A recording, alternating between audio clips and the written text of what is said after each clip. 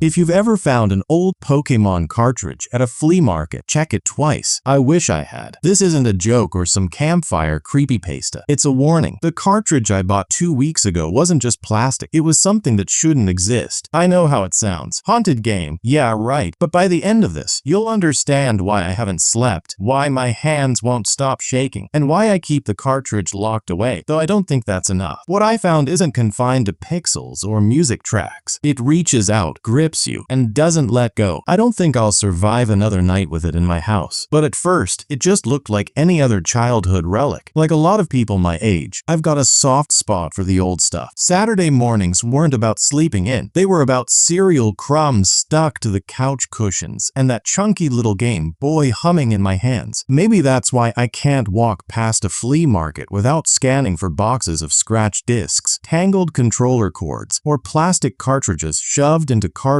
showboxes. Nostalgia is a disease, and I'm terminal. That afternoon was no different. I wandered through rows of dusty knickknacks and half-broken appliances until I spotted a table covered in old games. Mario, Zelda, a few cracked cases of Tony Hawk, all the relics of childhood. And there it was, a Pokémon cartridge, the old gray kind, sitting dead center like it had been waiting for me. It didn't have the usual colorful sticker. No Pikachu, no Charmander, no logo, just a dull gray face with a strip of peeling tape across the front, a word scrawled in faded black marker. Pokémon. No subtitle, no version, nothing. I picked it up, turned it over in my hand. The back was scratched to hell, as if someone had tried carving patterns into the plastic. I told myself it was just a beat-up old game, but the longer I stared, the more wrong it felt. How much? I asked. The seller, a man in his 50s with a cap pulled low over his eyes, didn't smile. He didn't even look up. $5, he muttered, then added after a pause, not for kids. I laughed nervously, thinking he meant the price was too steep for a kid's allowance. Don't worry, I'm old enough. His eyes flicked up then, just for a second, and I swear the look on his face was relief, like he'd just handed off a curse he'd been carrying too long. I should have walked away right then. I should have listened, but nostalgia makes fools of us all. I handed him the $5, slipped the cartridge into my pocket, and felt the weight of it like a stone. I couldn't resist. That's when the game began to play me. When I got home, I dug out my old Game Boy from a drawer, brushed off a thin layer of dust, and slid the cartridge in. The click of plastic against plastic hit me with a wave of nostalgia so strong I almost forgot the seller's strange warning. At first, it was almost comforting. The familiar Nintendo logo flickered onto the screen, the little ding, sound chiming in its low-bit glory. But then, the music. It wasn't the cheerful, upbeat theme I remembered. It was slower, drawn out, like someone had recorded the song underwater. Every note seemed to sag, the way an old cassette tape warps after being chewed up. I frowned, muttering, probably just corrupted data, a bad save file, or maybe the game had taken one too many falls onto concrete. Nothing unusual for second-hand cartridges, but the colors didn't look right either. The opening screen wasn't bright and lively. The palette was drained, almost gray. Instead of Pikachu bouncing cheerfully, the screen was just empty. Blank space where a sprite should have been. I tapped the side of the Game Boy, annoyed. Great, $5 for a busted copy. Still, I pressed start. That's when I noticed the save file. One already existed, though the cartridge should have been wiped years ago. The trainer's name was filled in, all capital letters, as though typed by someone who wanted to shout it. Leave. I froze, staring. A chill rolled down my spine, though I tried to laugh it off. Weird choice for a name. My younger cousin, who'd come over to hang out, leaned against the doorframe and peeked at the screen. Dude, that's hilarious. Someone was trolling. Just start a new file. But when I pressed the button to delete the save, nothing happened. The option was there, but it wouldn't erase. It just blinked, frozen. Glitch, my cousin said with a shrug. These old carts are trash. I wanted to agree. I wanted to believe it was nothing more than a busted battery or fried memory chip. But the longer I stared at those 5 letters, leave, the less it felt like a joke. Finally, I gave up and selected the save. The game loaded, but something was wrong. My party was empty. No Pokémon, not even the starter. The town was deserted, every NPC missing, and the trainer sprite, my sprite, faced the wrong way. Instead of looking outward toward the screen, it stood sideways, as if listening for something. I tried taking a screenshot with my phone, but when I checked the gallery, it was gone. Just a blank black square where the photo should have been. I don't expect you to believe that. I wouldn't either if I wasn't the one holding that console. All I can tell you is the evidence never sticks. fix. The game deletes it. Always. The further I played, the stranger it got. At first, I told myself it was just a quirky hack. Some edgy teenager in 2003 had gotten their hands on a ROM editor and thought they were clever. I'd seen videos of CreepyPasta mods online, laughably bad ones with blood-splattered Pikachu or missing textures, but this didn't feel like that. It felt older, wrong in a way that couldn't be faked. The first town I wandered into should have been bustling with NPCs, but every building was locked, every street empty. When I finally found a single character standing near the Pokémon Center, I felt relief until I spoke to him. His dialogue box opened, pixelated letters crawling across the screen one by one. "You shouldn't be here." No explanation, just that. I backed out and spoke to him again. Same line, over and over, as if it was the only thing the game wanted me to hear. I tried to catch a Pokémon in the wild, desperate for something familiar. When the battle screen opened, my breath caught. The sprite wasn't a Rattata or a Pidgey. It was a warped, twitching mess of pixels, as if the game couldn't decide what it was. Its cry came out as static, a shriek that rattled the tiny Game Boy speaker until it buzzed against the plastic shell. When I opened the Pokédex entry afterward, I almost dropped the console. I can't even tell you what it said yet. You'll understand why later. The more I played, the more the game twisted. Music would suddenly slow mid-track, dragging like a funeral dirge, or it would snap backward, playing entire sequences in reverse. Sometimes it cut out altogether, leaving me walking in silence through gray, empty landscapes. Then came the bleed-through. I noticed the cartridge was warm to the touch, not just from the Game Boy, but as if it were heating itself. Once, while playing late at night, I glanced at my alarm clock only to see it had reset to 3:07 a.m., glowing steady red no matter how many times I unplugged it. And the lights in my room flickered each time I entered a new area, like the game was synced to the house itself. By then, I was paranoid. I felt watched, not just in the sense of the game reacting to me, but literally, like the tiny trainer sprite wasn't facing sideways anymore, like it was staring right at me through the screen. I made the mistake of telling someone. I hopped into a chat with a friend who collects retro games, typed out what I'd seen, even joked about the leave save file. At first, he laughed, said it sounded like a creepy bootleg. I sent him a picture, even though I knew it wouldn't show. Hours passed, no reply. 2 days later, a single message appeared. No greeting, no punctuation, just, "Don't keep playing it." I stared at the words for what felt like hours. I tried calling him, but he didn't pick up. His profile went dark. And still, despite everything, I kept the game running, kept wandering its hollow towns, hearing NPCs whisper the same warning again and again. That's when I made the mistake of digging deeper. I did what any rational person drowning in irrational fear would do. I went digging. Late one night, with the cartridge still humming faintly on my desk, I opened my laptop and started searching. At first, nothing. Google spat out the usual: modding forums, nostalgic Reddit threads, bootleg cartridge listings on eBay, all surface noise. But when I started typing in the stranger details, phrases like Pokémon Cartridge leave save file or trainer sprite stares at you, something shifted. The results grew thinner, older, buried. I found myself on forums that looked like they hadn't been touched in a decade, their banner images broken, half the posts eaten by time. Most were nonsense. Teenagers role-playing horror stories, bad fanfiction, creepypasta knockoffs. But in between the noise were scraps that made my stomach knot. People describing exactly what I'd seen. The empty towns, the reversed music, even the clock resetting to 3:07 a.m. And every one of those threads ended the same way: silence. The original poster would vanish mid-discussion, never to return. Replies would beg for updates, but nothing came. One thread in particular still lingers in my head. It wasn't long, just a few lines on a forgotten ProBoard site. The username was deleted, but the title read, "Project Lavender Survivors?" The post claimed the cartridge wasn't a fan hack at all. It was an internal build, something Game Freak had toyed with during the original development cycle of Pokémon Red and Blue. According to the author, it was designed as an experiment, a darker variation meant to test psychological effects of certain audio tones and visual distortion. repercussions. They said it was scrapped immediately, but not before a handful of prototype cartridges slipped out. Some claimed Nintendo buried the existence of Project Lavender, covering it as just another urban legend. I know how insane this sounds, but when you've seen what I've seen, every paranoid theory starts to make sense. The more I read, the more paranoid I became. One forum user described their cartridge growing hot to the touch. Another mentioned their Game Boy camera activating without permission, flashing white as if it had taken a picture. A third described sending screenshots that deleted themselves from their computer the next morning. And then I found it, the part that froze me in place. A long-abandoned blog, its last entry written in 2009. The author described booting up their cartridge and seeing a trainer name already filled in. Not leave, not die, not some edgy placeholder. It was their real name, word for word. It was the same thing I had seen. I slammed the laptop shut, my heart pounding, but the damage was done. The knowledge was in me now, festering. I knew too much, and if those forum posts were right, I wasn't the first to walk this path, and I wouldn't be the last. If any of you know about this cartridge, if you've seen something like it, comment below. Please, I need to know I'm not alone. I read something else that still keeps me awake, but I'll save that for the end. Of course, I didn't stop. I kept playing. I thought I was ready for whatever this cursed cartridge wanted to throw at me. I was wrong. The climax didn't creep in gradually. It slammed into me the moment I entered Lavender Town. The map wasn't the one I remembered. There was no Pokemart, no cheery little houses. The entire screen was nothing but gravestones, row after row, stretching endlessly as far as my trainer sprite could walk. I tried to escape, but every path looped back into the same graveyard. The music wasn't the familiar tune either. It was slower, warping in and out, almost like a heartbeat struggling to keep rhythm. Then my Pokemon refused to fight. When I pressed battle, their sprites just turned to face me, mouths open, a text box saying, "It's crying." Every single one, over and over again. And the NPCs, they didn't say hello or want to trade anymore. The text boxes jittered, scrambled, then formed words that felt like they weren't meant for anyone but me. Why did you buy IT? Put IT back. You don't belong here. At first, I told myself it was a coincidence, just corrupted text, but then one of them typed my name, my real name, the one I never used online. That's when the screen flickered. My webcam light blinked on by itself. For a split second, I swear I saw my own reflection on the Game Boy screen, pixelated and staring back at me. Then the speaker crackled. At first, it was static. Then a warped, metallic voice rasped through the handheld itself. Not the computer, not the room. From the cartridge, it said, "I see you." I panicked, slammed the power switch off, ripped the cartridge out, and threw it on the desk. But before I could even catch my breath, the Game Boy turned itself back on. The cartridge hadn't even been inserted, and there it was, my trainer sprite, standing alone in the graveyard. Every tombstone now bore my name. There was one final sprite I saw then. I won't describe it. I can't, because I still see it every time I close my eyes, and I wouldn't wish that image on anyone listening. I thought it was over when I shut it off. I was wrong. For a brief moment, I convinced myself it was finished. I had yanked the cartridge out, shoved it into a drawer, and promised I'd never touch it again. I even laughed at myself the next morning, chalking the whole nightmare up to a sleepless night and an overactive imagination. But then the things that shouldn't have followed me did. It started small. Lying in bed, I swore I heard faint 8-bit music in the dark. Not from the Game Boy, not from my phone, just drifting out of the silence like a lullaby with missing notes. My phone screen began glitching too. Notifications would pop up with scrambled text, or worse, short phrases I'd seen inside the game. "Put it back. I see you." Once, the screen lit up at 3 in the morning with nothing but my own name repeating in a text box style font. The dreams were the worst. Every night, the same cries, distorted Pokémon battle sounds, looped endlessly, broken begging. I'd wake drenched in sweat, convinced I still had the Game Boy in my hands. And the cartridge, it doesn't stay where I leave it. I've locked it away, hidden it under piles of clothes, even tossed it outside once. But somehow, it always comes back. I'll open a drawer I haven't touched in weeks, and there it is, waiting. I'm telling you this not for sympathy, but as a warning. If you're listening, and you ever come across a cartridge like mine, burn it. Don't buy it. Don't play it. Don't even touch it. And if any of you have ever experienced something like this, please leave a comment. I need to know I'm not the only one, because I don't think I can survive another night alone with it. I thought the nightmare ended with the cartridge, but last night proved me wrong. When I logged into my PC, a folder I didn't create was already already open on the desktop. Inside were corrupted files, pixelated screenshots from the game, my name, my room, even my reflection staring back in the monitor. I tried deleting them. They just multiplied. And then the sound started again. That hollow, broken tune from the Game Boy, playing through my speakers even when they were unplugged. Sometimes I catch a glimpse of movement in the corner of my vision, small shapes, shadows low to the ground, watching. I don't dare look directly at them anymore. If this video cuts out, if I stop posting, you'll know why. And if you're listening, check your old cartridges, check your save files, because if your Pokémon game has my trainer name in it, turn off your console now.